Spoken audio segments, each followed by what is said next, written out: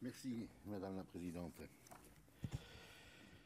Madame la Présidente, mes chers collègues, Madame la Ministre, pardon, mes chers collègues, j'ai l'honneur de conclure ce débat initié par mon groupe socialiste, écologiste et républicain du Sénat, qui nous a permis d'aborder de nombreux sujets et thématiques sur la nécessaire relance économique de notre pays. Je tiens à remercier au nom de mon groupe l'ensemble de mes collègues sénatrices et sénateurs qui ont participé à ce débat. Et nous vous remercions, Madame la Ministre, pour les questions claires que vous nous avez apportées et les précisions également. Au printemps 2020, les premiers mois de la crise sanitaire avaient révélé au grand jour les nombreuses défaillances de notre économie et de notre industrie, impalpables, incapables de produire et de fournir en quantité suffisante des matériels médicaux indispensables en période pandémique. Pourtant, dès 2017, lors de la campagne présidentielle, le candidat et futur président Emmanuel Macron avait déjà promis un vrai plan Marshall de la réindustrialisation de nos territoires économiquement perdus.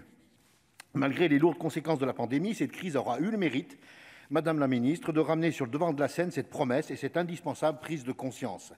Depuis le plan de relance de 100 milliards d'euros présenté en septembre 2020, puis le programme d'investissement France 2030 d'octobre 2021, doté de 34 milliards, sont venus s'ajouter aux nombreuses aides financières instaurées pour compenser les restrictions sanitaires.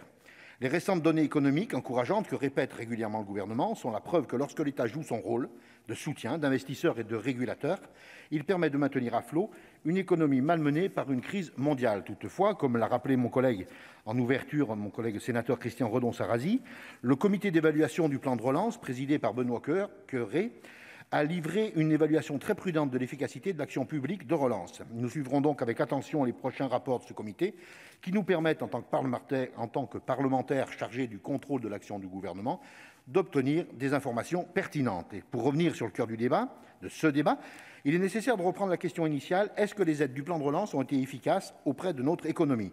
En introduction, et le sujet est revenu lors de nombreuses questions posées lors du débat, nous vous demandions, Madame la Ministre, de précisément évaluer les premiers résultats obtenus ou à venir pour l'industrie française.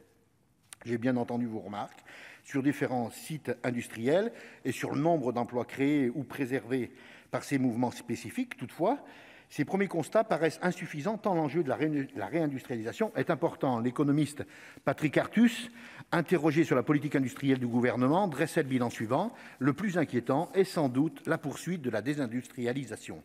En effet, selon l'INSEE, depuis 2019, l'industrie française a perdu plus de 45 000 emplois, alors même que le secteur privé créait 185 600 emplois supplémentaires.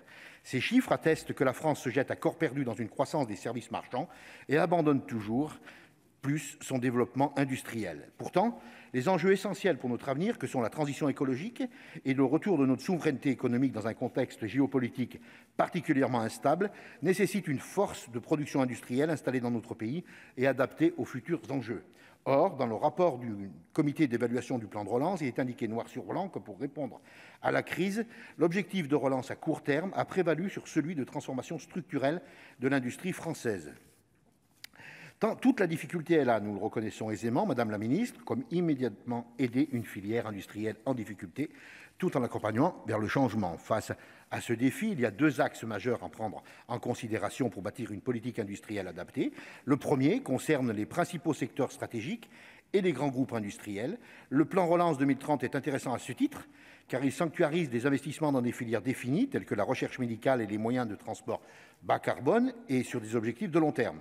Toutefois, nous ne comprenons pas les récents agissements du gouvernement dans le secteur de l'énergie, filière ciblée par France 2030, qui fait le choix de sacrifier EDF en relevant le plafond de l'Arenh, alors que 8 milliards d'euros sont consacrés dans ce plan pour construire une France décarbonée et résiliente. Renforcer l'endettement de l'opérateur historique est un drôle de choix d'avenir.